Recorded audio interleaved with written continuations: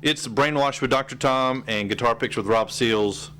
We've asked Rob to select 20 influence songs. We've already discussed 11. We have the final 9 to go, beginning with James Taylor, Sweet Baby James.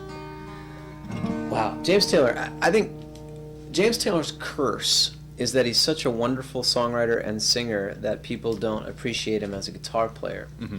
But you cannot go to an open mic night in the United States of America and not hear somebody take a D chord and do something like that to it, which honestly comes from James Taylor. There's some licks like that are just so signature, and I think for him, just as effortless as breathing, it's sort of how he recycles his D's and his A's. But those have just kind of worked their way into the unconsciousness of the acoustic guitar player, and you honestly can't find someone playing an acoustic guitar who doesn't at some point do some variation of those kind of pull-offs. For me, I came to James Taylor very late in the game in some regards, in that I was very close-minded as a music listener early on. If it didn't just rock, I did not want to have anything to do with it. And it's like no hablo. Nothing else spoken here. And I mentioned when I went away to college, I didn't bring my electric guitar, and so I just brought an acoustic, not with the idea that I would be playing acoustic all the time, but just that for efficiency and that sort of thing initially.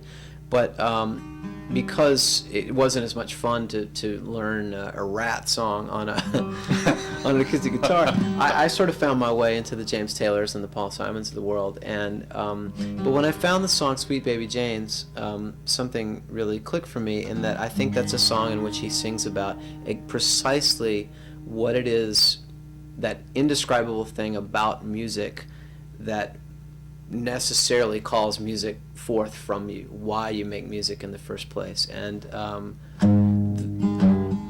that's one of those just great waltzes that's really about why you make music in the first place. And I remember the first time I heard it, I just wept because I got it. And I think sometimes we don't understand what we've been thinking and feeling until someone else expresses it more articulately for us. And that very, very simple song about a cowboy out on the plain, kind of far from home, thinking about women and glasses of beer.